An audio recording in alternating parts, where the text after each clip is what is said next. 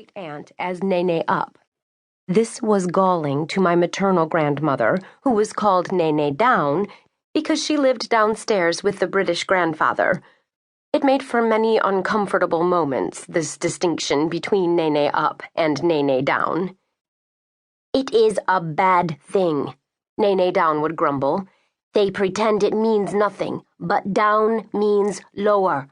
I am treated like an underling in my own house, only because my husband cannot climb the stairs. What's more, she is not your true grandmother. She is merely your great-aunt. You should call her Nene never was and never will be." Yet no one grieved harder when little Nene Up passed away, not even Uncle Chachi, the widower. Nene Down was fiercely inconsolable. She visited the Buddhist temple on Eng Hoon Street 3 times a day, lighting red candles and saying prayers. She lost so much weight she looked like a little white bird swallowed up in the robes of mourning. "She was my best friend," Nene Down keened. "She was my Chinese sister, my little darling. No one will ever understand me as she did." This was probably true.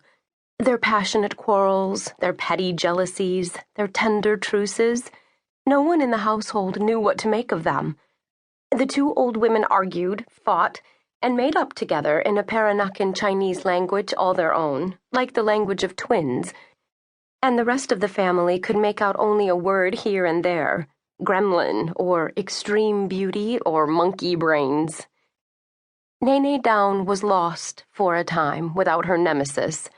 Her people, those of her generation, were dying out, and I kept forgetting that I no longer needed to call her Nene Down. She was now my one and only Nene. Still, the habit stuck. "Nene dear," I would say, or "Nene darling," but I never could pull it off. "Never mind the endearments," Nene would say, tapping hard on the back of my hand. Her fingertips reminded me of a woodpecker's beak. "Just call me Nene. That's easy enough to remember." And grandfather, her husband, would chuckle softly. He was born and raised in the posh West End of London in the 19th century. He still carried a brolly whenever he went outside, even when he was rolled out by Nene Down in his wooden wheelchair. She treated him like a precious baby. She never let him go out in the rain, though he carried a lifelong fondness for damp weather along with his umbrella. Most often, he ended up using it as a parasol against the hot Singapore sun. British grandfather was our most distinguished family member. I was foolishly, vainly proud of him. When he could still walk, he stood nearly 6'4" in his stocking feet, which made him stand out shockingly in Singapore, where the people were short and small-boned.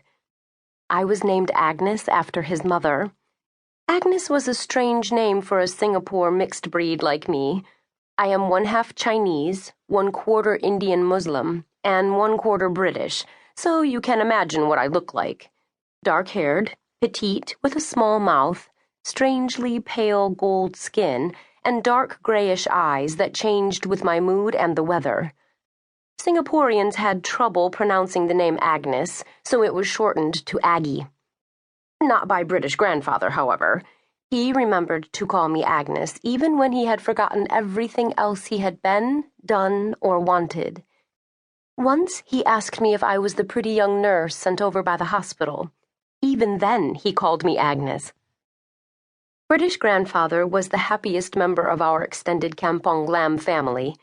Even when we were dead broke, and we always were, he seemed not to know it. His pale blue eyes crackled with life, and he was always effusing over something that he'd seen through his bedroom window, or up in the sky, or lying in the gutter of Arab Street. One day it was a stick of gum wrapped in foil. Probably it had fallen out of the coat of some American, but I snuck it into the pocket of grandfather's cashmere wrapper and made him promise not to put it in his mouth. "Can't chew," he said, clicking his teeth at me with a grin. "False uppers." "And lowers," I reminded him. British grandfather cupped his hand protectively over the gum wrapped in his pocket, as if it were